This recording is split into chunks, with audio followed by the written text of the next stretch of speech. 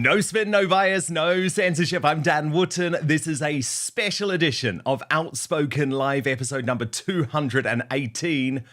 Rest in peace, the uni party. We won't miss you, not even one bit. Breaking right now, the reform quake was bigger on the Richter scale than even Nigel Farage predicted. It marks the end of two-party politics as we've known it for over a century in this country. It is finished, it is over, it is gone. That is a significant moment. But it also will mark the beginning of the end of the Conservative Party. They may well have been around since 1832 and the Great Reform Act, but they're being wiped out in the shires of England, wiped out.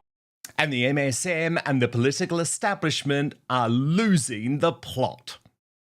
But back in Westminster, when you were saying I will be the next Prime Minister, a lot of people thought that was ludicrous. You were being audacious and it wasn't believable. What do you say to them now? They're not laughing now, are they? They've seen this is reform quake. That's what's going on across the country today. These are the most astonishing set of local election results in the history of our country. So you have come to the right place for the best analysis of these historic election results that you certainly won't get from the corrupt and crooked legacy media, including, by the way, we will look into what today's results mean for the future of the right and Rupert Lowe's bid to launch a challenger to Reform UK. So we're going to analyse it all with my supersized election results superstar panel. Alex Phillips, Father Kelvin Robinson, Connor Tomlinson, and Howard Cox. And there she is too. Congratulations to Lincolnshire's first ever Mayor, Dame Andrea Jenkins. And I'm going to be asking her about this deranged interview with Sly News. Watch this. Your questioning is quite divisive. You're looking into things when it was a little play with words, it was a little joke because of the irony. Do you not understand irony? The only reason I'm... Go, Andrea. Two other big breaking news stories, though, which we do need to tackle today as well. First, Katie Hopkins has conducted a farm invasion to expose Nut Zero madness. I'm going to show you that shocking confrontation.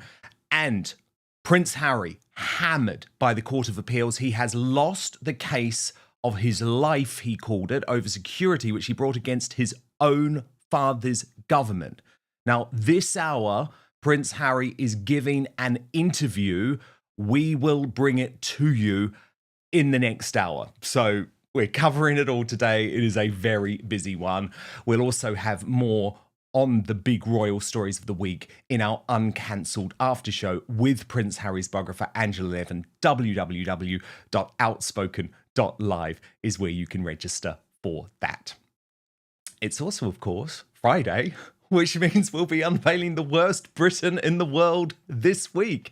That's where we put your four union jackasses from Monday to Thursday head to head. Gosh, last I checked, there were already something like 30,000 votes. You can get voting on the community tab on my YouTube channel right now. But let me just remind you of the nominees. Monday, Ed Davey. Tuesday, an honorary nomination, Meghan Markle. Wednesday, Ed Miliband. And Thursday, Anas Sawar. So they're going head to head to be named the worst Britain in the world this week. But now, let's go.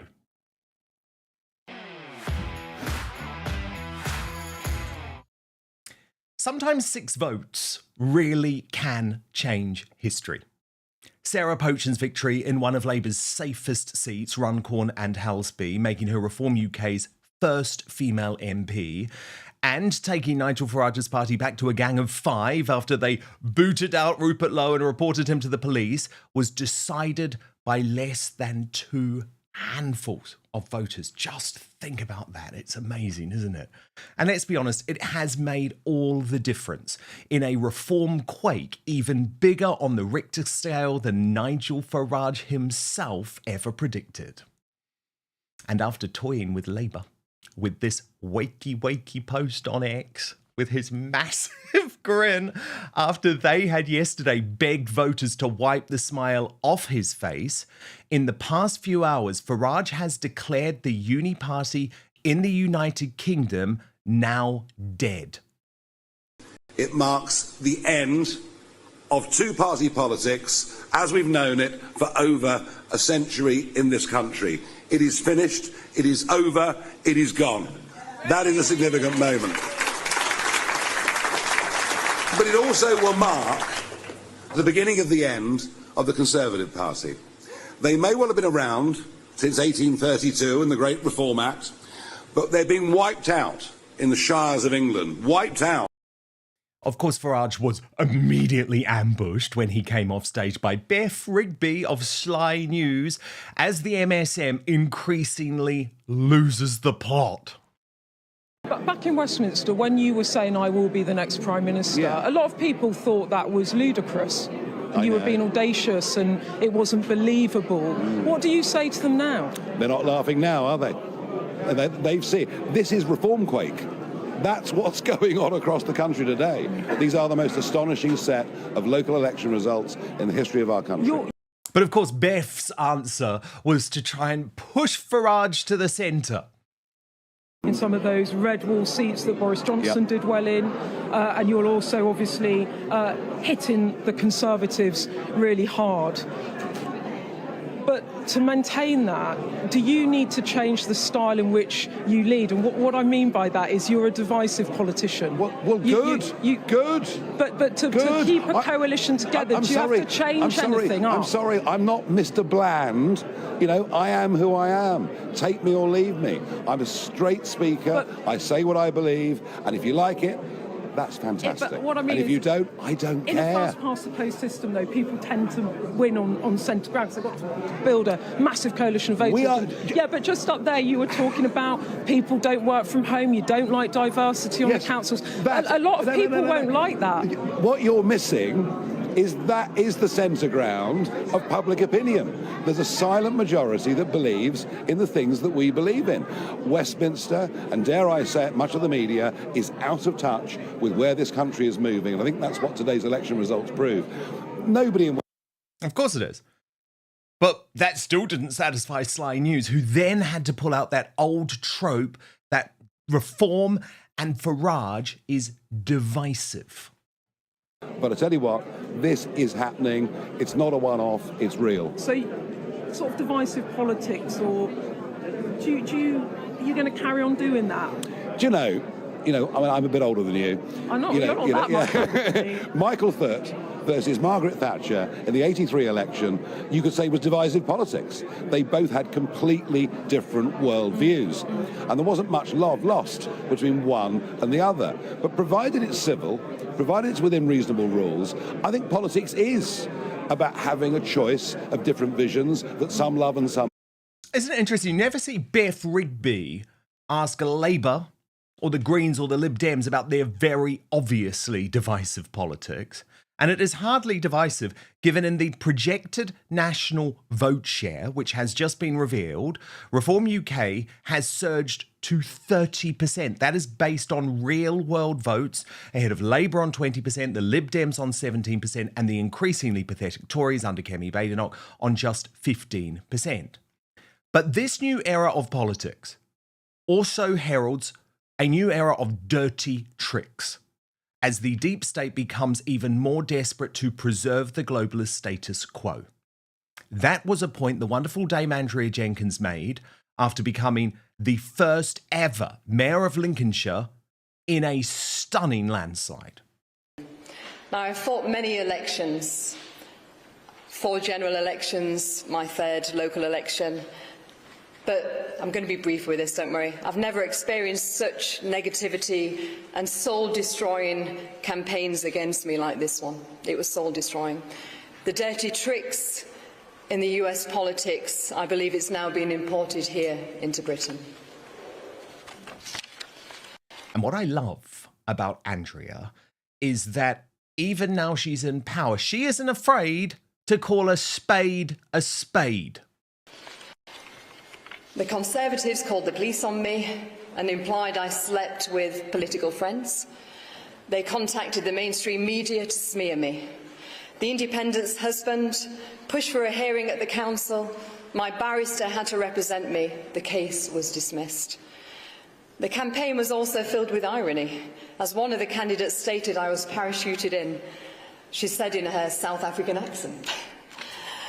Now, they undemocratically tried to remove me from the ballot. But I will say no more on this, and I wish them all well.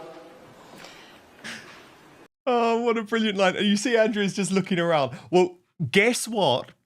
Her rival candidates, and these absolute cretins, by the way, had spent weeks engaging in lawfare to try and stop her march to the mayoralty. They stormed off stage.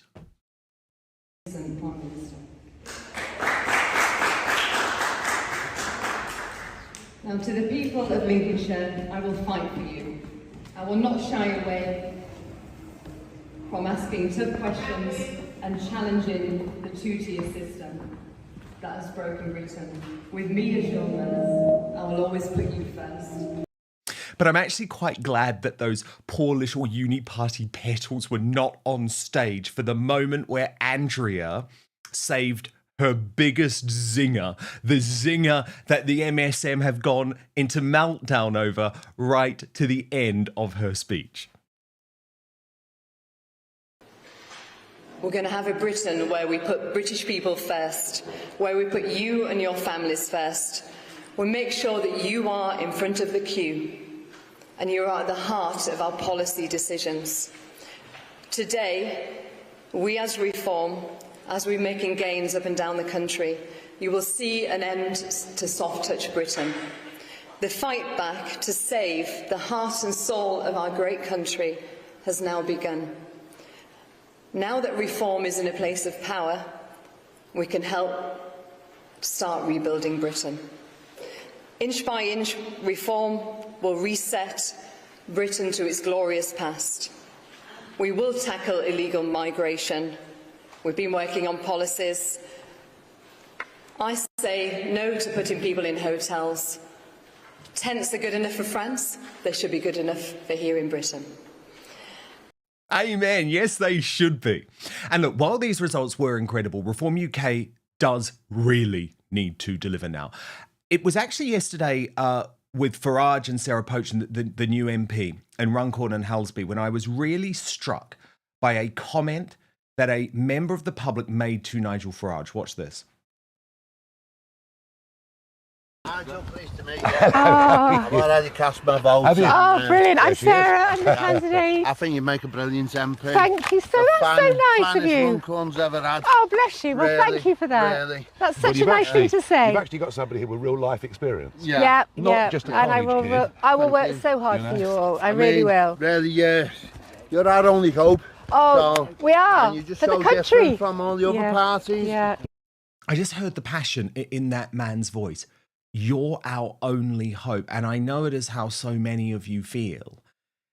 And I'm going to admit that's why I have found the crowing today about those of us who criticise Reform UK for engaging in the same sort of lawfare they complain about against their own MP Rupert Lowe very off base. So Matt Goodwin posted on X, my thoughts to all those people on this platform who only a few weeks ago declared it was all over for Nigel Farage and Reform. Spend less time on X and spend more time out there in the country. There is only one alternative.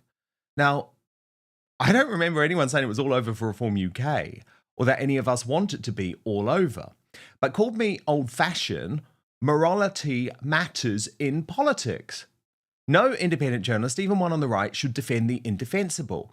And as New Spectator columnist Madeline Grant responded to Goodwin, some of us said the grubby campaign against Rupert Lowe, including briefing to journalists that he had dementia, was a disaster in terms of Reform's ability to attract decent candidates and one day govern competently. Not quite the same thing as all over. And look, there has been damage after the Civil War. Christian Calgi of the Daily Express reported this briefing from the Tories today. Farage is obviously jubilant, but once the glow of victory dims, Nigel will be hoping Sarah Pochen and Andrea Jenkins toe the line. The last time a member of Reform threatened his authority, Farage kicked Rupert Lowe out of the party and claimed he had dementia. How long might it be before we see the independent mayor of Lincolnshire taking her former party to court? So that's why I say God bless James McMurdoch, the Reform UK MP who stood up for Rupert Lowe today when he was provoked, by Alex Phillips, our own Alex Phillips, who will be here very shortly, by the way. Watch.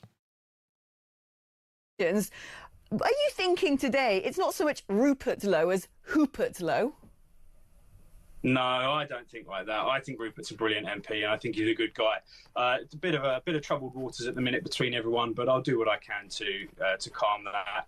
And look, it's a good thing. We want competition in Parliament. We want people to show that they've got spirit, and that's all that's happening here. Reform have shown that we're not to be trifled with. Yes, and that was the right answer, James McMurdoch, because we want to encourage people like Rupert Lowe back into the party. Is there a way back? Well, Alex Phillips also asked that of Gwaine Towler, who, of course, was also forced out of Reform UK by Zia Youssef.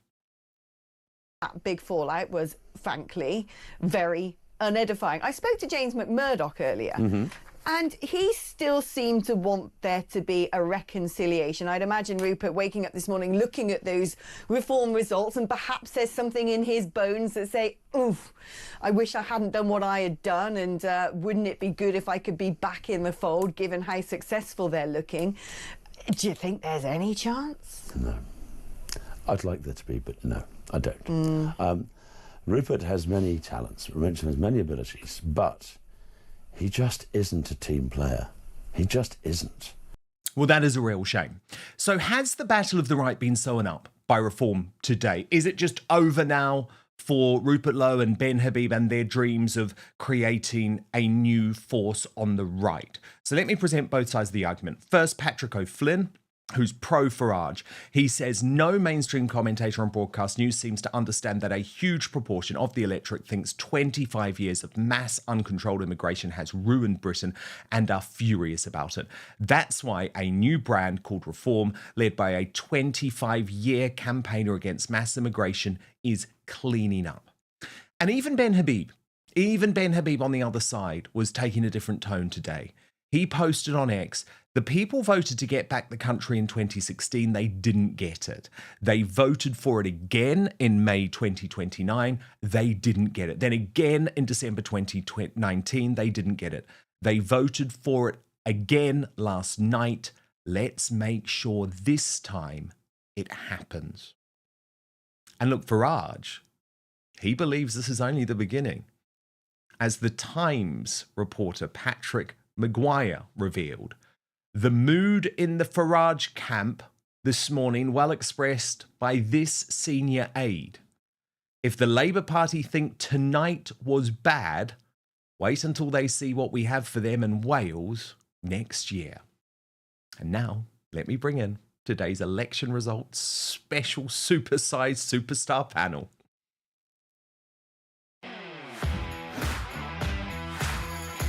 Okay, let me introduce them all. Connor Tomlinson, host of Tomlinson Talks on YouTube and Substack.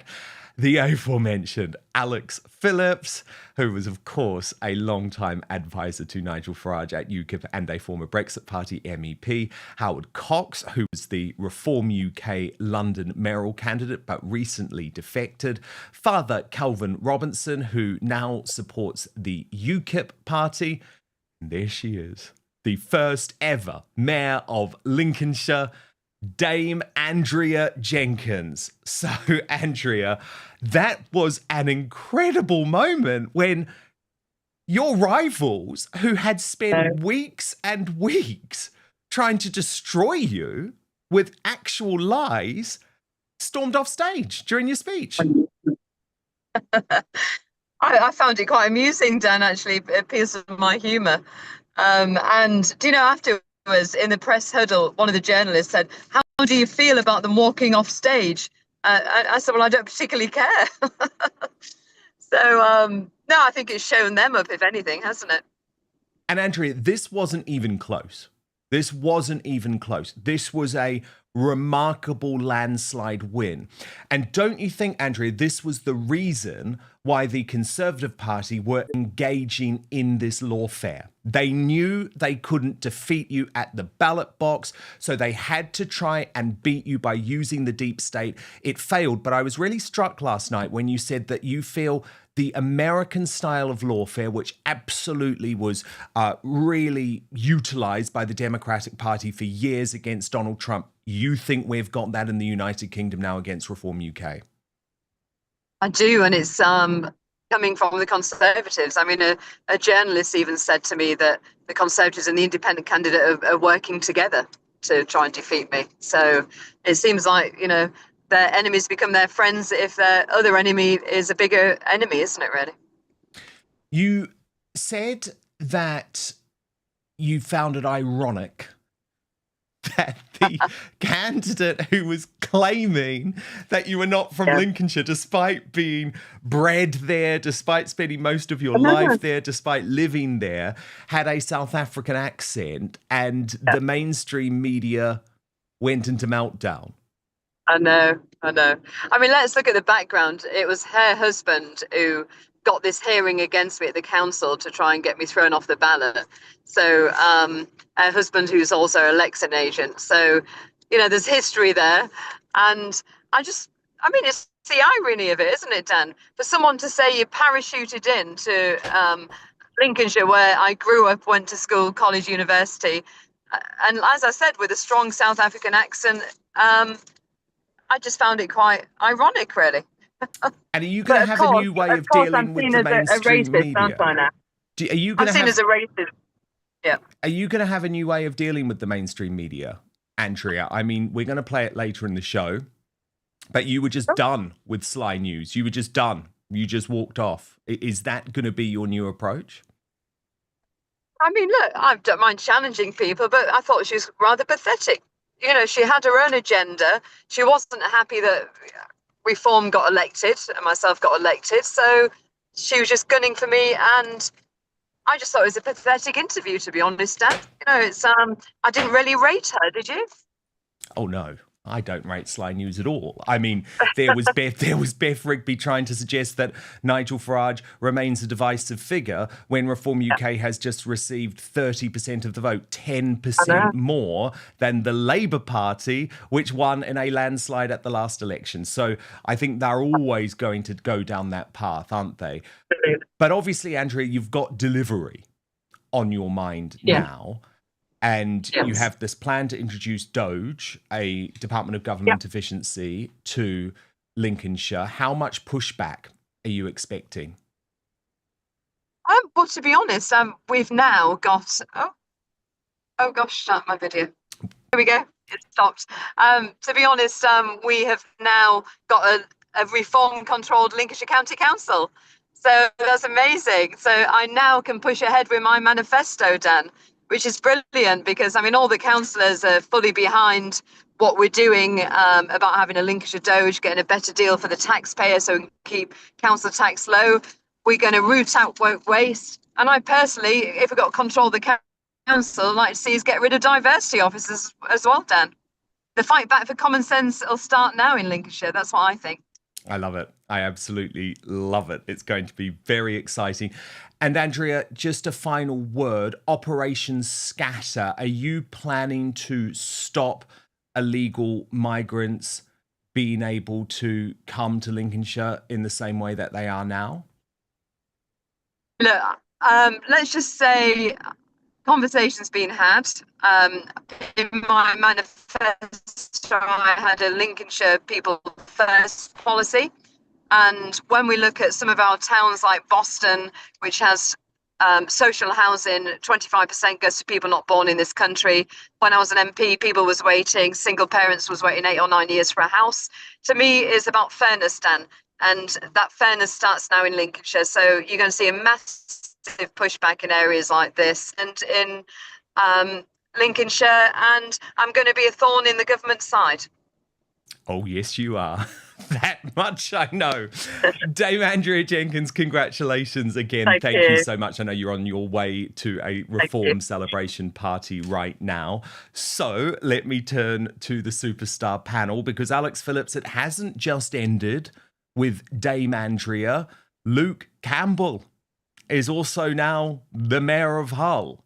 So you are completely blown away. Alex, this is beyond your wildest imagination. This is utterly incredible. Now, I haven't kept up with the latest results. I've just come off a BBC panel. In fact, I'm sitting at the BBC right now, right? I'm using taxpayers' money. You poor thing. No, they set me up on their intranet and gave me a room to do your show. So there you are. Auntie's done you a favour, Dad. Okay, fine. I won't slag them off for 1 minute. On that panel, looking at the results as they came in, last time I checked, Reform had control of 7 councils. No other party had control of the council, and 7 were under no overall control. And people saying, is this the end of 2-party politics? And I said, is this the beginning of a 1-party state? This isn't just the general public saying, we don't like Labour, we don't like the Conservatives. This is swathes of the population falling in love with a political party that they think that now they can call home. And my gosh, Andrea, I had tears in my eyes. She looked beautiful on that stage. The sequin dress, she fizzes with energy and humour. You know, she's got gumption, she's got gall, she's got a personality, she's a real human, she's so relatable. And this is what Reform's all about. And I've been zipping around doing various panels and shows today, and I've been looking in the deadened eyes of the zombie government and the zombie so-called opposition party, who all look like, you know, carbon copies of the same non-person who wouldn't know how to relate to a human being as if we're from a different planet. And I sat there on these panels, and for the first time in 20 years, right, 20 years I've been doing this, UKIP, Brexit Party, Reform. For the first time, I was like, we're the cool kids. We are rock and roll. We're not the ostracized ones. We're not the ones being poked fun at, called, you know, racists and lunatics and brought on every now and then as a token gesture. We are it. And I sat there facing down the Lib Dems, the Labour Party and the Conservatives. And I thought, this has been a long time in the making. And this feels good. So, Howard Cox, is there now any alternative to Reform UK on the right? Or does this result sew it up? And unfortunately for yourself, for Ben Habib, for Rupert Lowe, you just have to accept that maybe moral purity on these issues is not going to cut it, because there's been a reform quake in the United Kingdom. Absolutely, and I was really encouraged by what happened today, and I'm delighted to see Andrea winning today. She's been a good friend. She's very supportive of my main core work with Fairfield UK. She's always been very supportive, and I was delighted. As far as, you know, what else is happening, the thing that matters to me today is, and I'm really pleased as a devout Thatcherite, to see the Tory party actually in the swamp of doom and gloom. I'm absolutely over the moon to see that. I really am. As far as another party is concerned, there isn't another party. Yes, I've joined the integrity thing. It's only a working title of various things. Really, it's the GB PAC, which is basically putting together Conservative policies together and presenting it to the right, all parties. And obviously, we're presenting that to Nigel and his gang. I look forward to working with them, but my main aim at the moment, Dan, is still to work on behalf of 37 million motorists, because Labour are coming for them big time. Okay, Connor Tomlinson, you describe yourself as a critical friend of Reform UK. Is there anything to criticise today, or has this move to the centre, has this whole presentation of we're no longer a party of the right, we're not a party of the left either, we're just a party of the workers, has it worked? Well, I'm actually not going to criticise them, Dan, as the, I suppose, brand ambassador for what Matt Goodwin would call the very online right. And I like Matt, don't get me wrong. But I do find that ironic, because he does spend a lot of time on Twitter, to the extent of where he's asked me how to craft his tweets before. So come off it, Matt, really. I do think that Reform would not have been less centrist and actually raced to the right on deportations about a week before the local elections if it weren't for nudging or encouragement by people who wanted to see them succeed, but wanted to live up to their potential. Folks like myself, who, you know, was on stage at the Reform conference in my capacity as a supporter, though not party affiliated, saying, yeah, mass deportations, they should support that. And then I did notice that Zia Yusuf went on GBU's day or so afterwards and cited the 1.2 million illegal immigrant statistic, which me, among others, have been pushing for quite some time. So it's nice to know that we've reached that stage in the conversation. I'm just looking at the results now. I mean, Reform have got 7 councils, Lib Dems have got 2. So this is a demolition of the bi-party state, you know, the 2 zombies of the Conservatives and the Labour that are propping each other up, as Peter Hitchens once analogized shortly before saying, and still vote Conservative, by the way. And there are a few other things to celebrate as well. I mean, as you said, Luke Campbell winning, it's kind of humorous that obviously a Labour politician gets chucked out in a by-election for punching up a constituent, and then you elect a boxer. So that was nice. Always enjoyed Andrea Jenkins' contributions. I thought she was very funny in terms of the way that she's dealt with the media, as was Nigel's earlier. And the only other thing to celebrate as well is Raj Forhad. People who might not know about this, The Guardian profiled some of Reform's sort of softer, more presentable to the left candidates. Raj Forhad is a Muslim chap, a candidate who's run for Reform twice now, and ran in the BNP, no, not that one, the Bangladeshi Nationalist Party, actually, before he lost. So that's good. So it shows that actually some of Reform's candidates who are a bit more hardliner seem to have gotten over said line, while some of the softer ones they were pushing to the fore as the sort of new centrist presentable face haven't squeaked through. So I'm more than happy to celebrate Reform's victories if the candidates are good and do things that we want, like, you know, rejecting Operation Scatter and all that. Father Calvin Robinson, do you think that there is some sort of move to the right? Because as much as people like Matt Goodwin might criticise what folk like Rupert and Ben and Howard Cox have been arguing for over the past few weeks, we did see a big U-turn from Nigel Farage on the issue of mass deportations. We did, and it was necessary, actually. Firstly, I'd like to congratulate Dame Andrea Jenkins. I think she's done fantastically, and I think she's been treated abysmally by the press. You obviously mentioned the Sly News interview, but also the BBC are putting out tweets constantly today saying, former Greggs worker elected, Andrea Jenkins now first mayor of... It's like, first of all, it's Dame Andrea Jenkins to you. Have some journalistic etiquette, BBC. And secondly, former Greggs worker, did you call Rachel Reeves a former accountant when she got elected? No, you didn't. Of course you didn't. The hypocrisy of the BBC is annoying. But congratulations to Dame Andrea Jenkins, and congratulations to our former colleague Darren Grimes as well, who also got elected. Yes, great news. Darren Grimes is now a Reform UK councillor, and I think that is amazing fantastic for him. Standing up, making a difference, that's what matters. I don't agree. I love Alex Phillips. I don't agree with Alex Phillips when she says it's because people are falling in love with Reform. I think what we're actually seeing here is that people are fed up of the Uni Party. People are fed up with the Conservatives after 14 years of nothing, fed up of Labour after being tyrannous and anti-free speech and anti-British and anti-Christian and anti the rest of it. And so they're voting the only way they can vote at the moment, which is Reform. I think a lot of people have actually held their nose and voted Reform, despite the last few months of mess. And I think if Reform can get past the mess now and move forward, it will be a positive thing for the country. The way they treated Rupert Lowe and others has been horrible. And a lot of us on the right have been watching that, thinking this is no way to unite the right.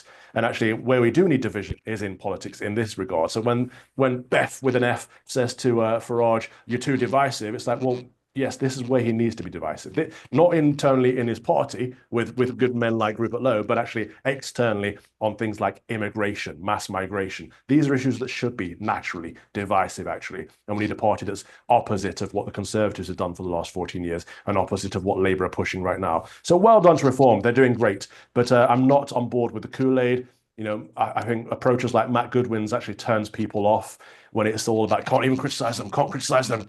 You know, they are the only way. It's like, well, we need to have critical friends. I think Connor's approach and people like yourself, Dan, has been fantastic at holding them to account and making sure they actually still have some right-wing policies and don't go to the centre ground. Can I quickly just say one thing there as well? Calvin is correct. If they had not made a headache for themselves over the Rupert Lowe issue where they did treat him badly, they wouldn't have had Kathleen Blakelock standing there for the English Democrats. And yes, she only got 95 votes, but remember, it came so down to the wire with a recount that went from 4 to 6 votes in the 16th safest Labour seat. That's 95 votes that would have given Sarah Pochin a very comfortable 100-vote margin. So, you know, just not making headaches for themselves will make them the undisputed party of the right. They can choose. Every vote counts, as last night proves more than ever.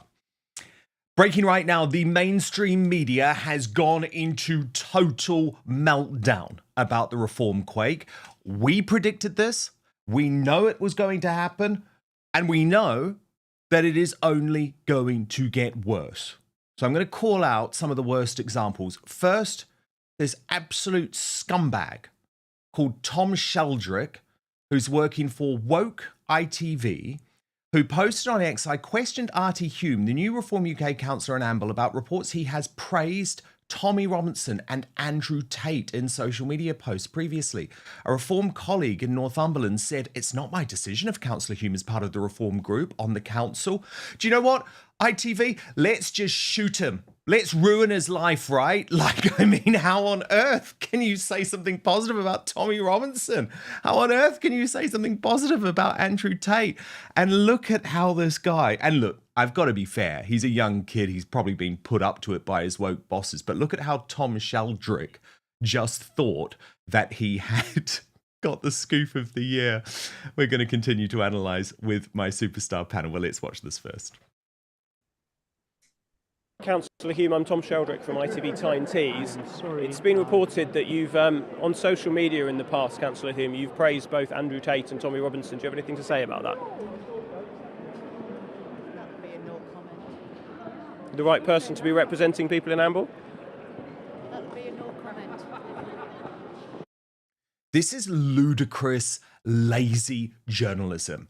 Reform UK shouldn't play up to it. Who gives a damn? If someone has tweeted something positive about Tommy Robinson in the past, there's lots of positive things to say about him. And if Reform UK is going to be strong about the fact that they're going to allow lefties into the party, some of whom even call for slavery reparations from the United Kingdom, something that would destroy our economy, then just leave this guy alone, okay?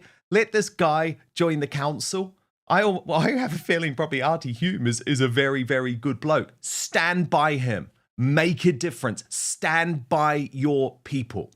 And I actually love the approach that Dame Andrea Jenkins, took with Sly News during an interview where they clearly were looking to rile her with divisive and unfair hectoring.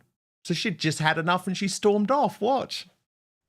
Left halfway through your speech. They were so disgusted by what you said. I spoke to the Tory candidate. He left when you said. He left when you said migrants should be put in tents. That's good enough for France. That should be good enough for them too. Do you think that's a divisive way of conducting politics? I think it's what the majority and the silent majority think. That's what you think of migrants. That's where they should. And well, illegal migrants, people come here illegally. They should be put in tents like they do in France. People are seeking asylum should also be put in tents. Well, I think genuine asylum seekers, like Ukraine, etc., that's a different matter. And then you also accused one candidate of, she said you were parachuted in, yes, and you made a comment about her South African accent. What did you mean by that? Well, what I meant is, how can they say I've been parachuted in when I spent most of my life in Lincolnshire, school? Why mention the accent, sorry? Because the irony of saying someone's been parachuted in who's not even from the country. I mean, I went to school, college, university, so I think... So someone who's got an accent can't be from this county? I think, actually, I'm not even going to answer any more of your questions. I think that your questioning is quite divisive. You're looking into things when it was a little play with words, it was a little joke because of the irony. Do you not understand irony? The only reason I'm asking is because Reform get a reputation for these divisive politics. Questions. Thank you very much. Thank you. A sensible question. Thank you. My first day on the job is going to actually... Now, the only reason you're asking is because you're mainstream media scum who have one narrative to spread. And actually, I like this idea. One of my friends said to me earlier, Dame Andrea is going to be our Marjorie Taylor Greene. And I love that. I think there's a place for that. But the British Bashing Corporation were at it too. BBC Politics posted on X, Reform UK's Andrea Jenkins is the new Greater Mayor of Lincolnshire, marking a return to politics for the former Greggs worker and Miss UK finalist. Now, this sparked outrage. Rael Braverman, husband of the former Home Secretary Suella and a Reform UK member, wrote another great example of why the MSM is dying. This is a nasty and snide comment. Andrea Jenkyns is a former MP and minister. Will the BBC delete or apologise? Let's wait and see. Stephen Barrett added, I have not seen anything more disgraceful from the BBC. Shut it down. And Alex Phillips, I know you're there at the BBC right now. Maybe we can go and go and challenge them on this. But come on, the MSM is in overdrive already to deride, to shame, to hunt down Reform UK. Now, we may have a different approach on this, Alex, because what I want is to see the party be strong and back their people and say, I don't give a damn that this guy may have praised Tommy Robinson and Andrew Tate. He's one of us. We stand by him. Yeah, and you know what? I agree that that's a wonderful approach, and I think that that might be able to be an approach going forward. But what they needed to do is get this foothold, get that momentum in the local elections so they do look like a big enough beast to stand up and do those things. Because, you know, people often say, well, look, Donald Trump didn't kowtow to the media. He didn't kowtow to all of this pressure from the left and the demonization. Well, okay, but he was the candidate for the Republican Party in a demonstrably two-party system. What Reform we're looking at local level are 5 parties all jostling for position and a bunch of independents. And so the margins are much more narrow. And to get 30% of the vote share shows that the strategy has paid off. Because the other thing, Dan, and you know this, you're one of the few people out there really sort of making a proper go of independent media in this country. A lot of people in the UK still watch the BBC. They still watch ITV. Yeah, not so many Sky perhaps. But this shaming tactic that is used by the mainstream media is pernicious, and it does have a dampening effect. And we were talking about Kathleen Blakelock and her 95 votes and every vote counts. It does. And so when people start feeling ashamed to say they support Reform, or that they've only sort of picked up vibes about Tommy Robinson, they haven't looked into his story, and then it's suddenly like, well, Reform loves Tommy Robinson. They think, oh gosh, I'm not supposed to like him, so I mustn't vote for them. This has an impact. And you know, at the end of the day, party strategy is calculated empirically.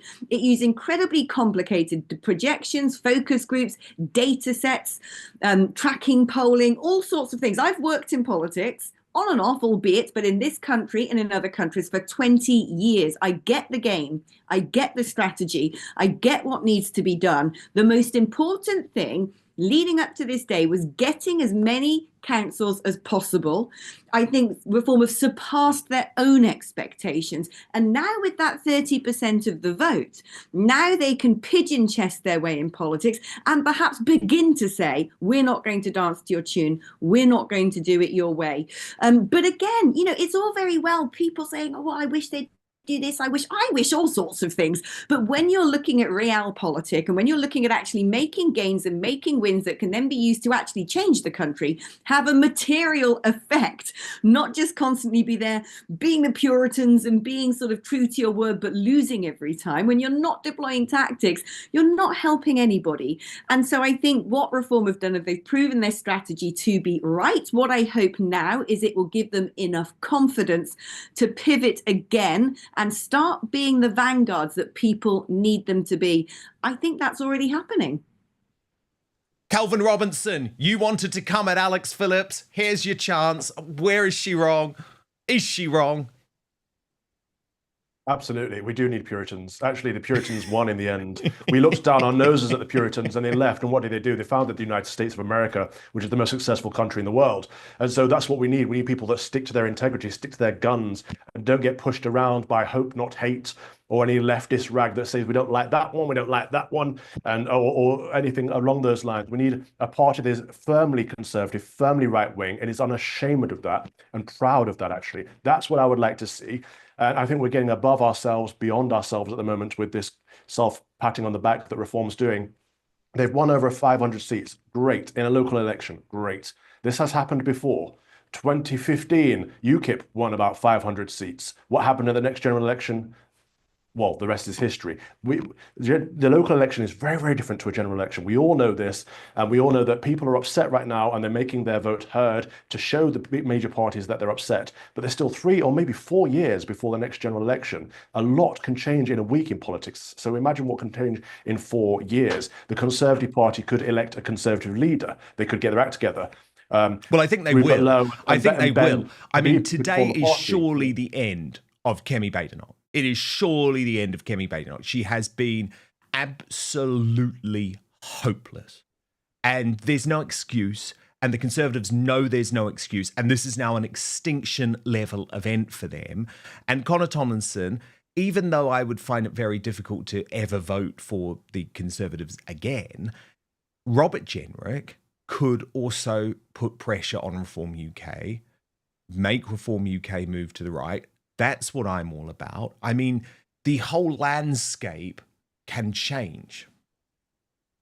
I think we'd be in a much healthier position if Robert Jenrick was the leader of the Conservative Party, not because the Conservative Party would be a viable option, because he'd be changing the man on the door, but the crooks are still inside the building, but because they would have this mutually reinforcing effect with Reform. They'd be in a kind of right-wing arms race. When he says he wants to retire Farage, it might be all a bit of bluster and gusto, but it does light a fire under them and stops them getting complacent, which then lets them listen to their critical friends. A few points that you've raised, Dan. First of all, yeah, extinction event for the Tories. I think I saw from a pollster that was amplified by The Spectator. They're responsible for about 45% of all of the losses today, and we've only got 18 out of 23 council results so far, but they've lost control of 12. So that's staggering. I don't think Kemi's job is going to be all that secure for all that long. Regarding the Reform councillor who was chased down by that ITV guy who didn't seem that young, or perhaps that balding patch on the top of his head is just the consequence of terminally low testosterone. Yeah, I just think everyone's young these days. Now that I'm middle-aged, you flatter us, Dan. Truly, I don't think you can put Tommy Robinson and Andrew Tate in the same box, because they're regarded that way by the establishment as the kind of bogeymen of the right, or incels or misogyny or whatever. Tommy Robinson, no matter what you think about his tactics, has never run a pornography company and then converted to Islam for simple reasons. I don't think you can put them in the same box either. But my point is that Nigel Farage has said positive things about Andrew Tate, for example. There are conversations that we can have, and conversations that are had in a context of a particular time, for example, before a whole load of criminal charges were laid against Andrew Tate. That's just one example. Howard Cox, where do you think there's an opportunity for a party of the right of Reform UK now? Because that's going to be the real challenge, isn't it? And we know that's what Ben Habib is trying to do. And you have obviously signed up to the Integrity Party. I guess today doesn't help that cause? I disagree with you, Dan. I think it does help the cause.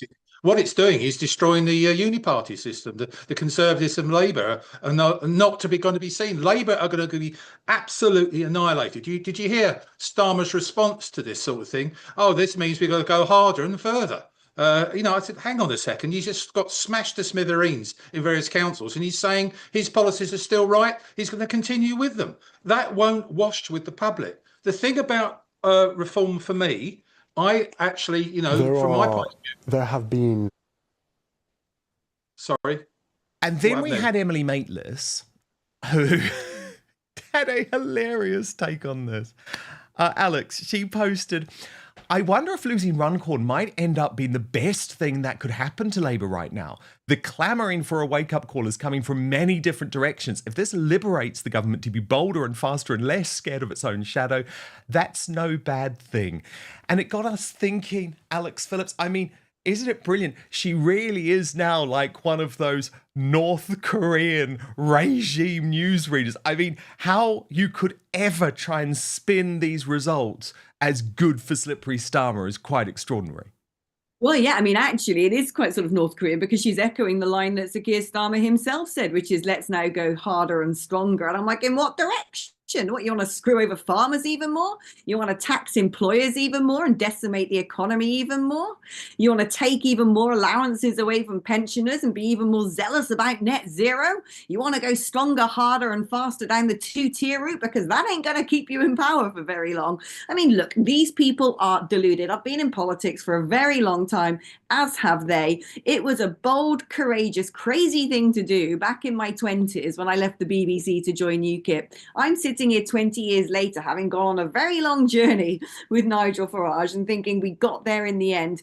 These people, however, are finding out for the very first time in their lives that their cozy cartel that's always been over-promoted, that's always been secure, that's always been so confident in themselves, that's always been able to make being left-wing lucrative and be able to make themselves the people who will get the best stab at getting the jobs and the roles and all the rest of it. They're finding out for the very first time in their lives that the jig is up.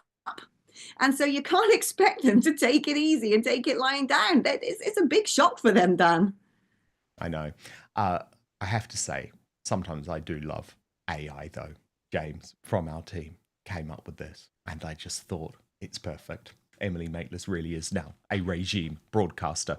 It was interesting, Aisha Hazarika, the Labour peer, actually admitting the quiet part out loud on Sly News last night. Watch this. Reform are, in such a short amount of time, changing the political landscape. They are, and I think we have all got to take reform very, very seriously. I think there has been a bit of a tendency in politics from both the establishment parties to slightly kind of mock reform. I think we do need to take them seriously. They, by the way, if they do win these, if they do win power tonight, they're going to have to prove that they're worthy of being taken seriously, because local government is very, very difficult at the moment. You have to really deliver in local government. It's very difficult with the financial settlements.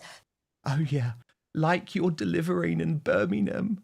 Yeah, right. And then there was also a great confrontation on the British Bashing Corporation by Sarah Olney of the Lib Dems, who was completely owned by David Bull. And I did love this, Alex Phillips, but it was so great to finally see the state broadcaster realise that reform needs a seat at the table. Watch this. We were promising 1.5. Sarah Olney, if your microphone didn't pick it up, you were almost hissing with fury when David Bull said that. It is ridiculous to claim that, firing a few diversity officers is going to do anything at all towards filling the massive financial... What about the 4,000 staff who earn over 100,000? Let me finish. The massive financial black hole in local government, which is by and large come about because councils are not properly funded to fulfil their statutory obligations. The things that central government tells them they must do, but doesn't fund them properly. But it has got nothing whatsoever to do with the number of equalities officers that are employed. Well, I think it has. And I think it's completely ridiculous. Well, if you have for you to try 4,000 and claim people earning over £100,000 in local government, that is far too much money. But also, just in terms of tax receipts, if you go down the line of reducing tax for those businesses, lowering national insurance contributions, but that's not a council's responsibility. But then you have more money to fund those councils. Right, but I mean, you're trying to claim that the people in charge of the county councils, the people that are being elected today, are going to have anything at all to do with Do you think councils are well run? There are well-run councils and there are less well-run councils. Owned, completely owned, because we know they are not well run. And Howard, it is going to be great, isn't it, to finally see our side of the argument be forced to have a seat at the table at the MSM, because I think it's also going to expose the MSM increasingly for their lunacy. Oh, sorry, Howard, we've lost you. Do you want to come in, Father Calvin?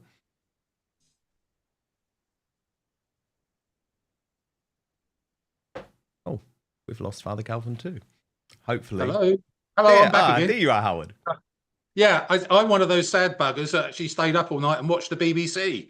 So I watched that, and I was pleased to see David Bull as well as Alex Wilson. The Assembly winner. In the mayoral election of last year, and they both talked a lot of sense. And I felt all the other parties were very uncomfortable because they saw two very confident people knowing what was going to happen today. So I was delighted by that. I have to say, there is huge sympathy for the people who have been up all night, but it does result sometimes in some funny moments, like Richard Tice, the Reform UK deputy leader, on GV News. And I have to say, Richard is usually a very turned out guy, and he usually looks incredible. And he is looking a bit worse for wear.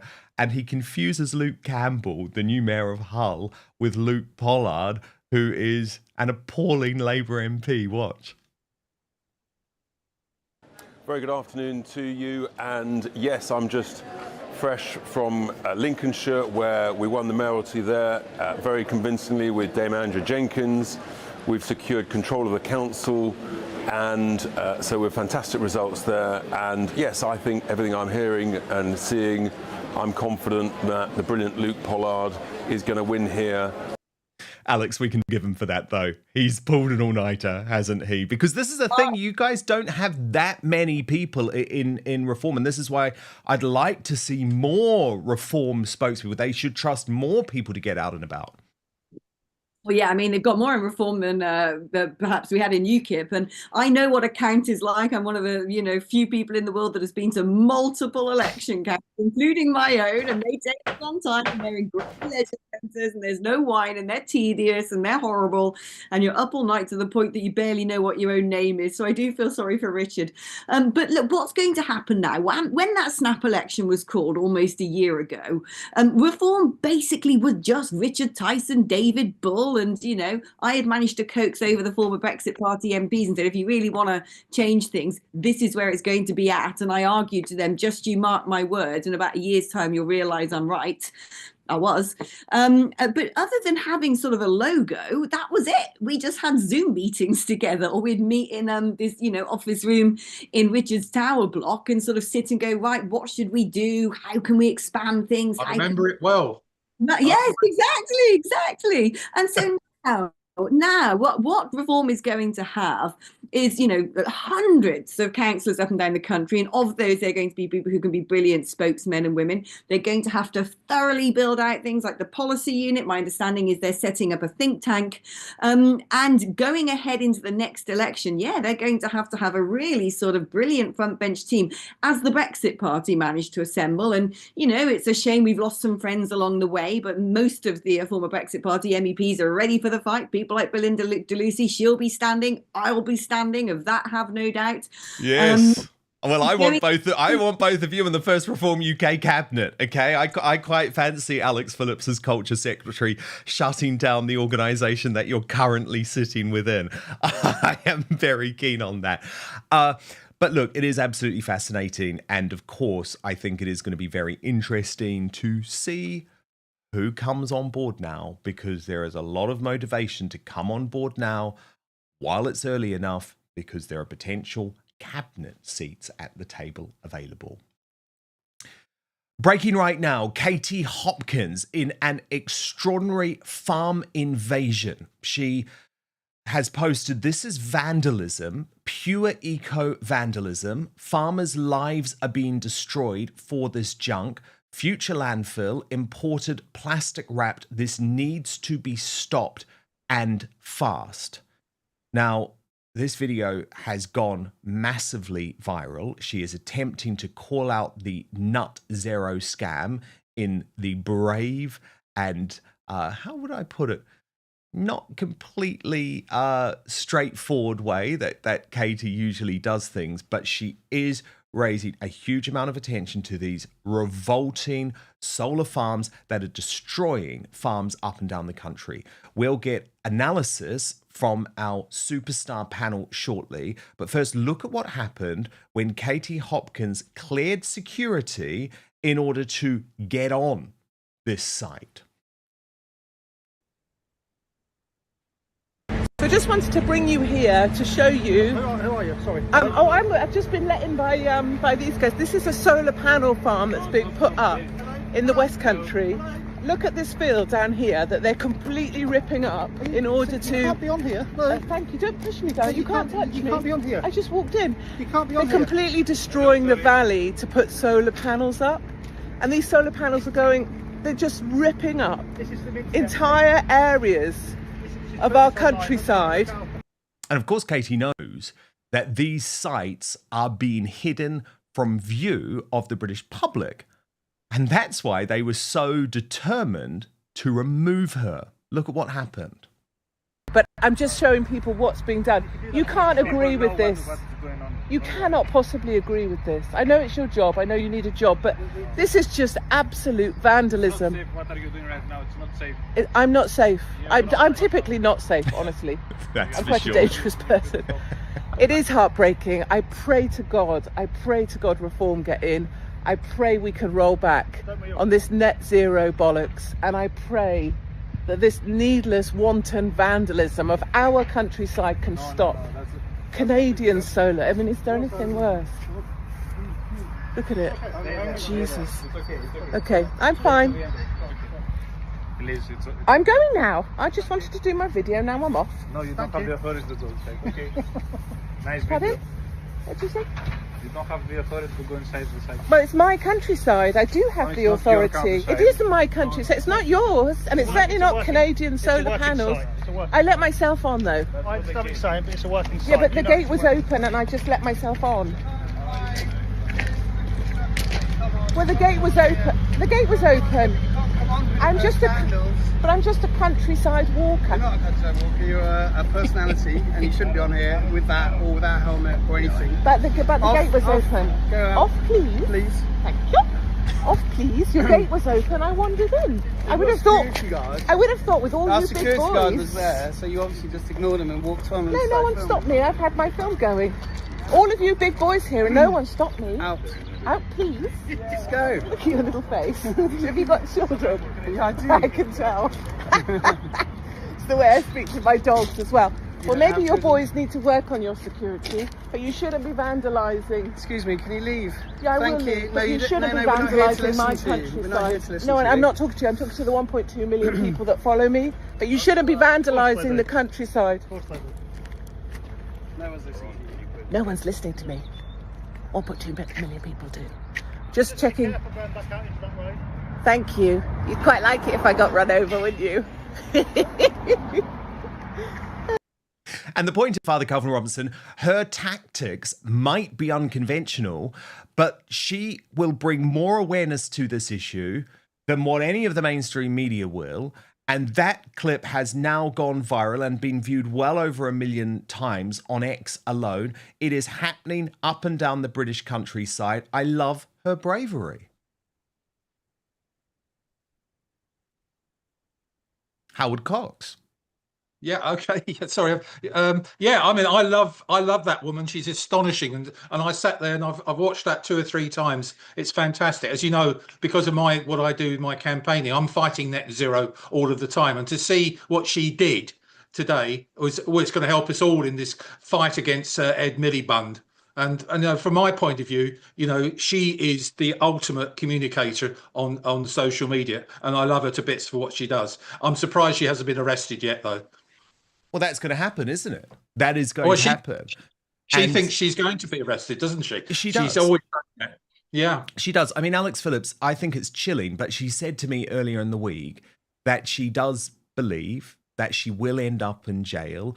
She knows she is an enemy of the state. However, she also believes that they can take nothing from her. Yeah, I mean, look, I think, is she going to be arrested? Maybe there might be the police turning around at her door to give her the, wagging finger. I don't think they're going to mess about and arrest her. I think that's, more trouble than it is good for the state, quite frankly. And I think they're probably quite aware of that.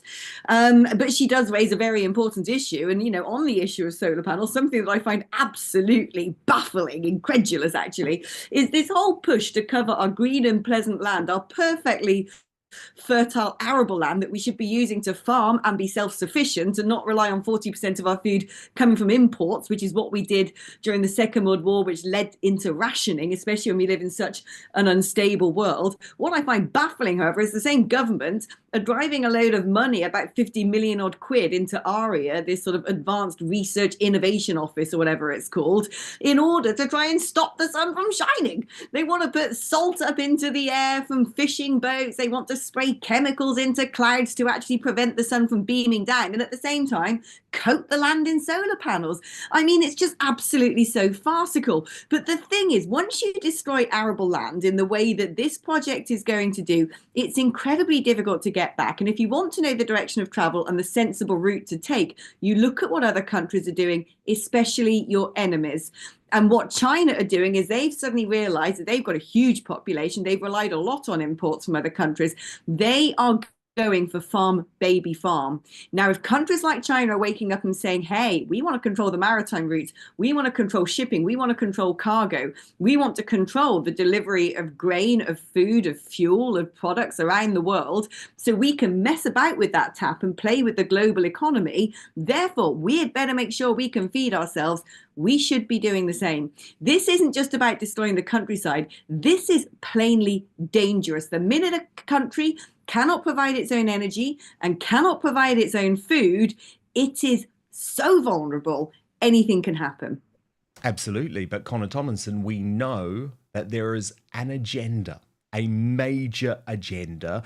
And don't you think that this is going to become, Connor, the next big battle within the Labour Party? There are now growing suggestions. And by the way, this is not nut jobs and Labour saying this. This is people who know how Labour operate, saying that if Slippery Starmer sacks Ed Miliband, which, let's be honest, he has to sack Ed Miliband if he has any hope of saving the economy and saving the country. But the view is that he will end up Prime Minister, that Ed Miliband will end up Prime Minister, because it will be Ed Miliband who challenges Starmer from the left. Yeah, I highly doubt that. I think Tony Blair's already on the phone to him this afternoon saying, get rid of him. Reminder, Ed Miliband's already dedicated 8.3 billion to his brand new Quango Great British Energy by 2029, and they've already decided to cut the funds for one of the nuclear power plants, you know, the energy that actually bloody works and would give us a surplus that we could sell, like we were the French, and instead spend an extra 200 million quid on solar panels on top of hospitals and schools. At the same time, they're experimenting with blocking out the sun. Bear in mind, 80% of those solar panels come from China. 80% of the battery capacity comes from China. The majority of those wind turbines they manufacture come from China. They're coated in carbon fiber, and you have to get in a helicopter with either a jet wash or a flamethrower to thaw them out in the winter, or if it's too breezy in the autumn, you have to switch them off. And if you wanted to do an entirely renewable grid, I did the costings for this, Net Zero Watch did the costings for this, and the National Grid, you know, that far-right conspiracy outlet, did the costings for this back in 2020, before inflation, before the Chinese had even more control over the minerals we'd need to build it. They found that a fully renewable grid would cost £3 trillion, and it would only meet 26% of energy demand. So I guess we're just going to have rolling blackouts so that Ed Miliband can feel good about himself. No, I expect a reshuffle by the end of next month.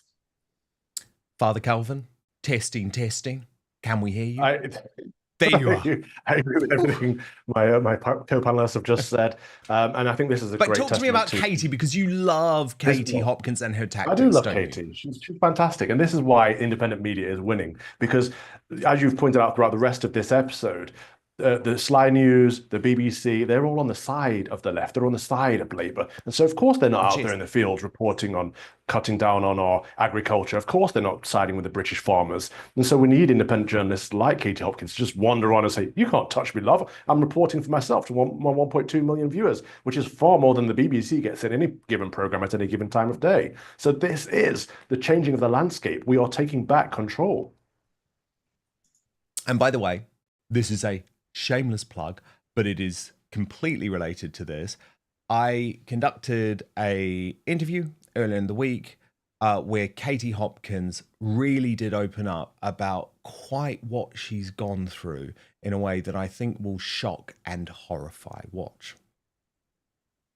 LBC involving the two presenters, James O'Brien and Sheila Fogarty, to actually sabotage your show. All the time I was hated, the most hated woman in Britain. Fatty Fogarty there would not sit in a room with me to hand over in a professional manner. My children don't have my last name anymore. My children don't have any physical relation to me on paper. I could be probably one of the biggest enemies the state has, because there's nothing anyone can take from me. Jihadis, 2 of them who practiced chopping my head off, came to my home and my children were in it. Do you feel Because look, safe in the UK now? Elon is very clear that Tommy Robinson is being persecuted, is a political prisoner. He was able to let Trump know that Farage isn't the guy that Farage had been selling in to Trump. The moment that Trump was actually being inaugurated, where did I find Nigel Farage? Outside having a cigarette. So I took myself off for nearly 5 years to try and protect my children from me. You believe the only way to make the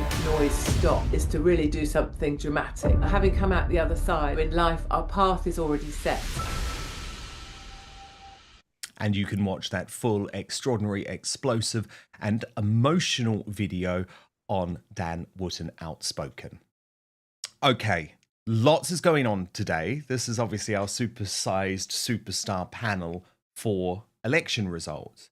But while we have been on air, I can tell you that Prince Harry has just given an extraordinary interview, a truly extraordinary interview to the BBC.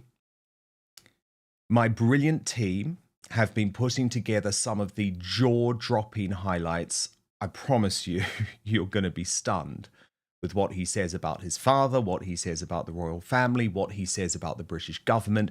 This all comes, of course, because he lost the court case against the British government today.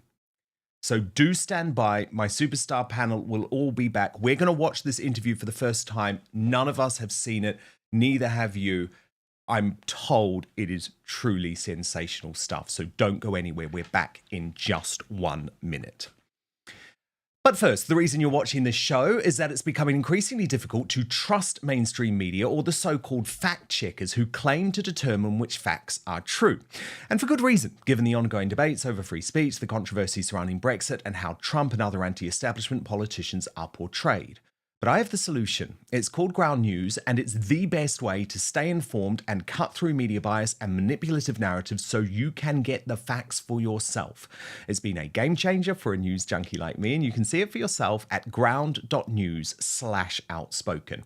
But I want to show you this incredible website and app in action, and let's use a story to do so. So what's the story I've loved most in recent weeks? Of course, it's been the UK Supreme Court decision that women can only be biological adult human females, reversing years of trans extremism. You can see clearly in one place that over 350 sources around the world are covering this story.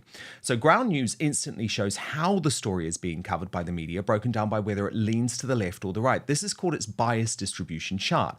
And if you scroll down, you can see every headline about the story, along with the political bias and ownership of the publication. So let me just take a couple on the right. The Daily Wire is, of course, completely brilliant. UK Supreme Court rules trans identifying men are not women. Good headlines too from Spiked Online and the Daily Telegraph.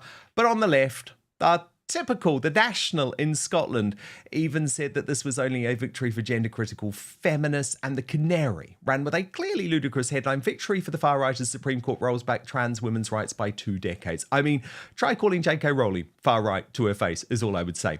My favourite feature, though, is the blind spot feed, which surfaces upwards of 20 stories daily that receive the majority of coverage from one side of the political spectrum. So if you love the news like I do, the blind spot feed is the best way to get a balanced perspective on what's happening. Go to ground.news/outspoken or scan the QR code to subscribe today. Get 40% off the same Vantage plan I use for unlimited access. That's ground.news/outspoken. But now, back to the show.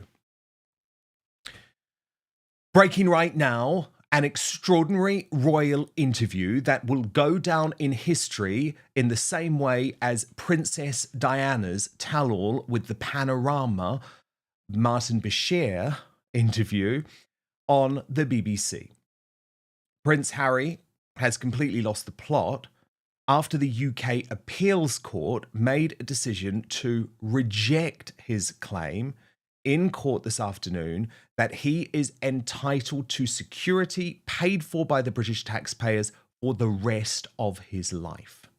Now, Harry had previously said this was the most important case he had ever had to fight, that this was all about protecting his family. And we knew, close observers of Harry knew, that there was going to be a serious reaction if he did lose.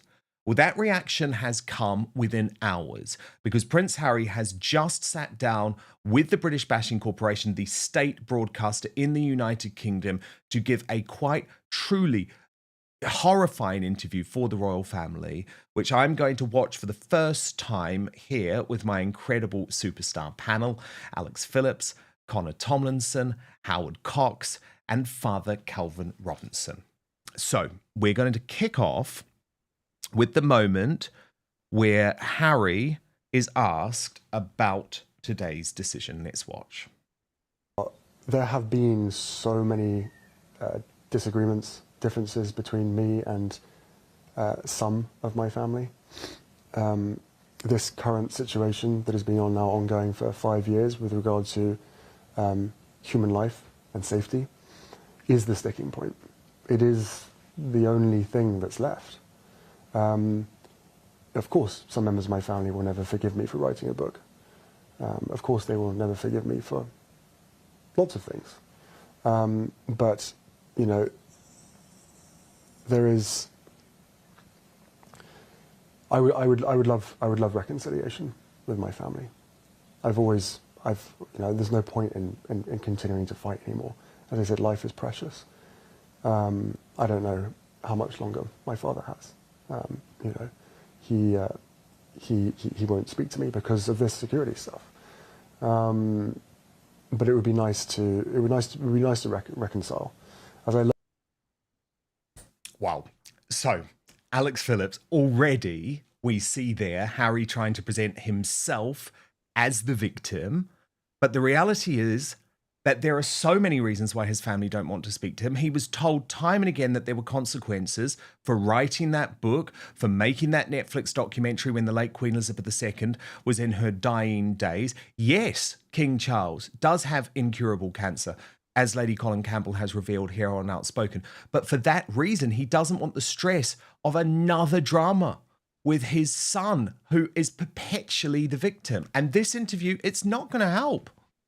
No, exactly. You know, it's interesting. England's second most senior judge, Sir Geoffrey Vosser, is presiding over this case, told the Duke his grievance over the downgraded security had not translated into a legal argument, and actually said the decision had been predictable and sensible. And there's Harry going, I want reconciliation for my family. I want this. The last thing's all about this security grievance. I need this. I need that. They might not forgive me for writing book, but I'm ready to forgive them. And you just think, so why are you doing what you're not supposed to do? Why are you having to sit down for the world's media and start talking about timelines for his father's life? That information hadn't been publicly revealed by the monarchy. That's incredibly sensitive information. He doesn't care about invading anyone else's privacy, does he? Which he's done time and again. And it's like, how can you be told, if you do this, if you reveal our private conversations, if you reveal private text messages between Catherine and Meghan Markle, if you reveal the fact that you had some fisticuffs with the future King, Prince William, there are going to be consequences. They want nothing to do with you. But of course, Harry sees conspiracy in all of this. Watch. Beginning of 2020, I was scored the highest as far as risk was concerned. And then overnight, I was reduced to the lowest without actually going through the risk management board. So one does question how that is even possible, and also the motive behind that at the time. And that was in 2020. And as hard as it is to appreciate or understand why the decision was made the way that it was in 2020, the hardest thing for me has been the fix of that decision for the last 5 years. The fact that I still haven't had a risk management board assessment done for me over the last 5 years. Everybody else within this group of people get it at the minimum once a year.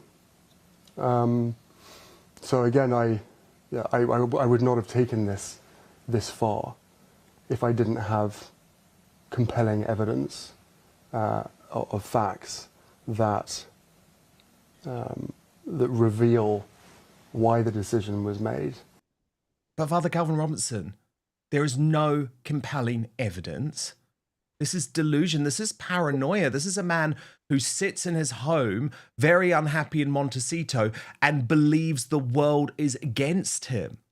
I mean, this is quite extraordinary. Can we just think for a moment what he's claiming here? He's claiming that the British government and security services are actually fiddling the risk assessment, which would put his life at threat. I mean, that is completely insane.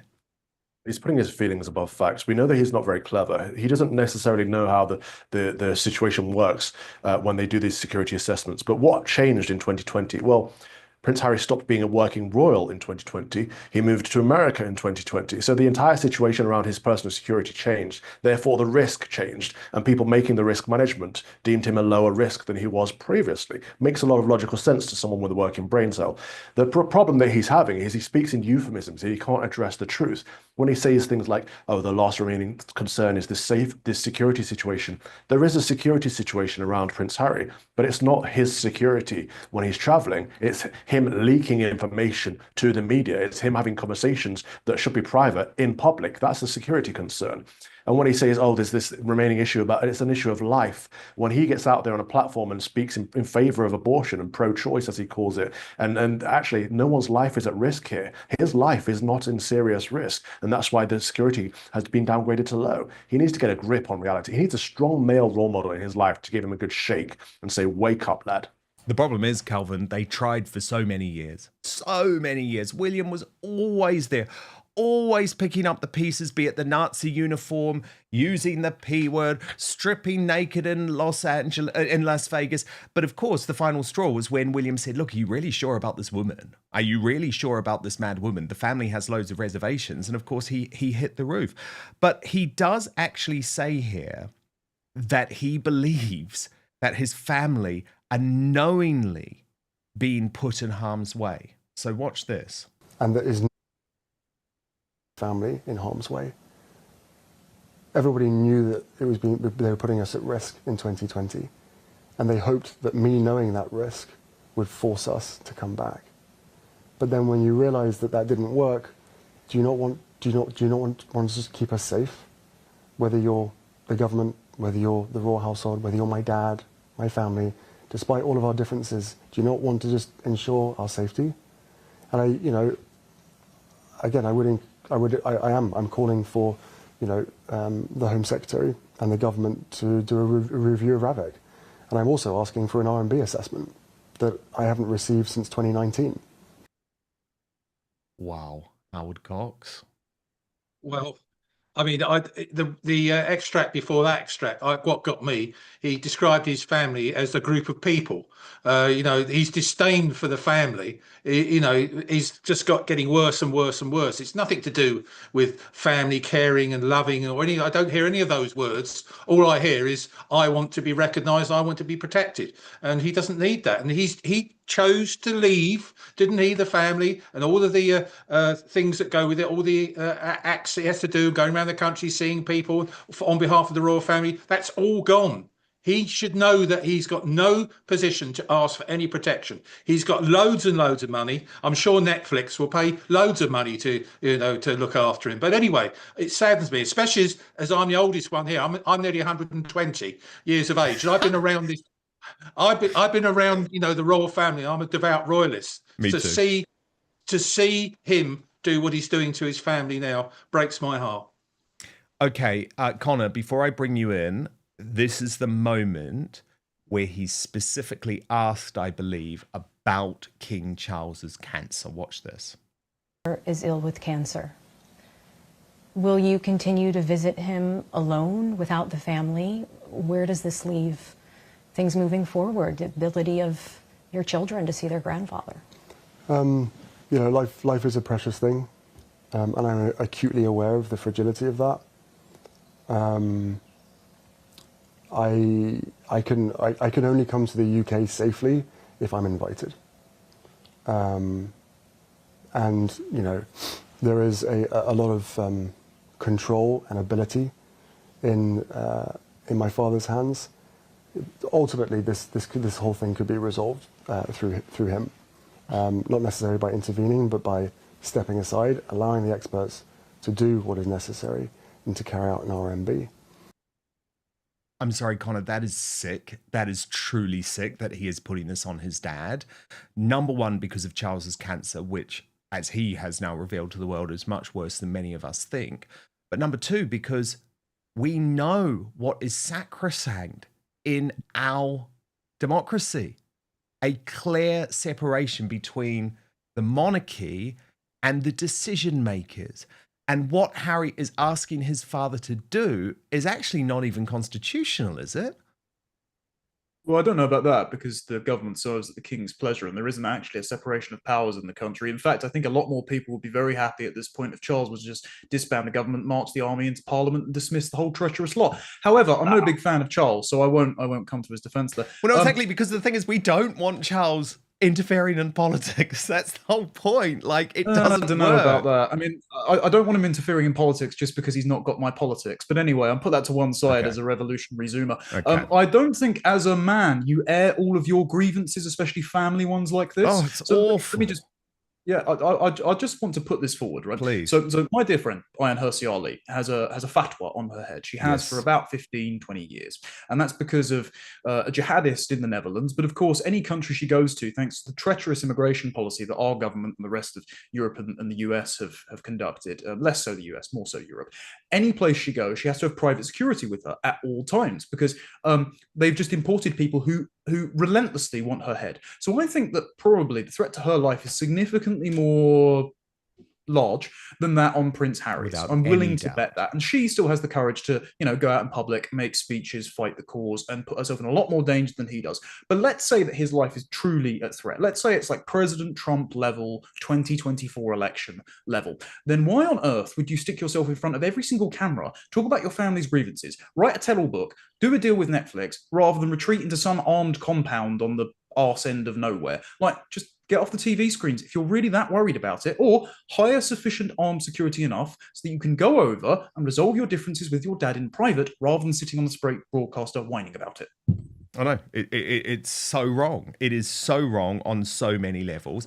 And of course, see, I really do believe that it's critical that the royal family doesn't interfere in politics. And yet, I'm told, obviously this is the first time we've seen this, but I'm told he also specifically name checks Keir Starmer and Yvette Cooper-Watch. I would ask the Prime Minister to step in. I would ask Yvette Cooper, the Home Secretary, to look at this very, very carefully, and I would ask her to review RAVEC and its members.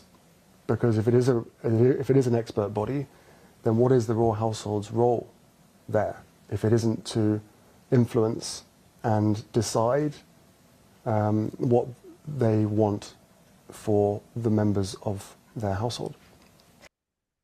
I mean, the guy thinks that he is some type of revolutionary, Father Calvin Robinson. He is one of the richest, one of the most privileged men in the world.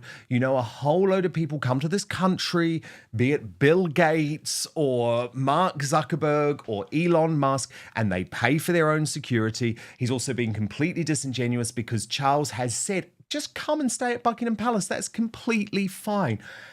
These are the wrong battles he's picking. To me, it's a sign of a very deeply unhappy man and a very deeply unhappy marriage. And I know as a religious man, you would hope that that marriage would work out. But at the end of the day, these battles are just pathetic. Yeah, actually, my primary concern is that he reconciles with his father before he dies, and I think he should be focused on that too. And we're quite right that he could pay for his own security, or he could just go stay at Buckingham Palace with his father as recommended. The problem is that, well, there are two problems here. His sense of entitlement, that he thinks he's owed something by the country, by the taxpayer, by the royal family. He's not. And the second is his victimhood mentality, that it's never, ever his fault. It's always someone else's fault. Even his dying father, the king, is at fault in this situation. He can never take personal responsibility. And so he's going to be a very unhappy man until he learns to break free from this woke victimhood mentality and break free from his sense of entitlement and just gain some personal self and responsibility. I know. But also, there is a cost to what you did. And the cost was always going to be the loss of your family, mate. And unfortunately, you decided to go ahead. And what he did, I think people forget what he did. It's so despicable. He accused the family of being racist. He specifically accused Charles and Catherine of being racist. He included details about Prince William's private parts. I mean, it's like... I actually think he's gone mad. I think he's lost the plot. But look, I just want to show you actually what the judge said, because Harry thinks that there's a conspiracy going on. This is what the Court of Appeal judge said. It was actually on camera today, this ruling. Watch. Just as significant as it has always been. His military service, she said, placed him at particular risk. Although it was not suggested that no security provision had been made, the Duke of Sussex strongly criticised the adequacy of what Ravek had determined was appropriate. I said in my judgment that these were powerful and moving arguments, and I said that it was plain that the Duke of Sussex felt badly treated by the system. But I concluded, having studied the detail of the extensive documentation, I could not say that the Duke's sense of grievance translated into a legal argument for the challenge to Ravek's decision. The decisions taken in the decision letter and subsequently were taken, I said in my judgment, as an understandable and perhaps predictable reaction to the Duke of Sussex having stepped back from royal duties and having left the UK to live principally overseas. So the conclusion, in my judgment, with which my colleagues, Lord Justices Bean and Edis, agreed, was that the Duke of Sussex's appeal would be dismissed. So Conor Tomlinson, I mean, it's abundantly clear, like no conspiracy whatsoever. You left the royal family. You knew there was going to be a consequence. If there is a security threat, we'll still look after you. And Conor, it is worth pointing out, by the way, you know a whole load of senior members of the royal family who are working do not receive full-time security. Yeah, first of all, I didn't realise that David Starkey had a second job as a judge. But when you say that he's lost his mind, my dad has a very good phrase that he's said to me a few times in my life, admittedly, and that is a dangerous woman will draw you further than gunpowder can blow you. And I think that Harry's I like that. And perhaps his private parts too, because he seems obsessed with his brothers, have been pulled down a particularly noxious rabbit hole, and it's going to take a hell of a lot more to crawl out rather than to continue digging. So sadly, I wouldn't expect, if he keeps going about it the way he does, reconciliation with his dad in his lifetime. It's not to say that his dad hasn't done things wrong too. I mean, I'm sure the affair he had didn't do wonders for the family. But I think the most awful part in this, and predictably, Dan, I'm sure you'll agree with me, the most awful part in this, the most awful influence is probably Meghan Markle, because she's done the most to drive a wedge between him and his family and block off any ability for reconciliation. Totally, absolutely. Well, look, you guys are legends, and Alex Phillips too, who was here. But I think the British Bashing Corporation worked out that she was broadcasting outspoken from their premises and was like off. And of course, Dame Andrea Jenkins too. Thank you so much. We're obviously dealing with a huge amount of breaking news, but you're all incredible. Conor Tomlinson, and Conor, by the way, congratulations. You have launched Tomlinson Talks on YouTube this week, so people need to subscribe to your personal YouTube page, don't they? Yes, thank you very much, Dan. No bad blood between myself and my former Lotus Eaters colleagues.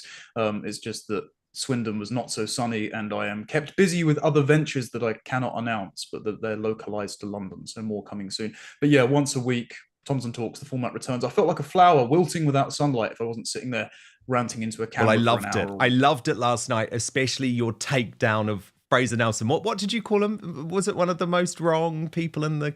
How did you describe him? the most incorrect man in Britain. That's I said right. that I felt like that blue fish in SpongeBob, shaking his fist, going, "Why haven't you learned your lesson, old man?" And I think he's not going to. I like that a lot. And of course, Father Calvin Robinson, who remains on Lotus Eaters with the Common Sense Crusade. And I have to say, Father, by the way, thank you for the shout out for Outspoken during Fox and Father this week, which I very much enjoyed the whole episode. And Howard Cox, true legend, who of course runs the Fair Fuel campaign. What a day, what a week. And of course, he will be back with us on Outspoken very, very soon. Don't go anywhere though, because Angela Levin is standing by for more royal news. We're going to move to Substack in order to do so. www.outspoken.live. Now, of course, though, it is time to reveal the worst Britain in the world this week. I promise you, I haven't looked at the results, so this is going to be exciting for me too. Well, 35,000 votes. And we can come and have a look right now at these results. With 3% of the vote, Ed Davey, the Liberal Democrat leader. With 7% of the vote, Anas Sawar, the Labour leader in Scotland. With 36% of the vote, a runner-up, Meghan Markle. But the worst Britain in the world this week, and if you were watching earlier when we were discussing Katie Hopkins' farm invasion, you will understand why. The Energy Secretary, arguably the most dangerous man in Britain, Ed Miliband.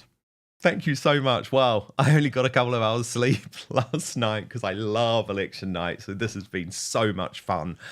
And I would love to... We actually hosted on my Substack last night, like a live chat throughout the night. So I'd love you to be part of my Substack. www.outspoken.live is the address.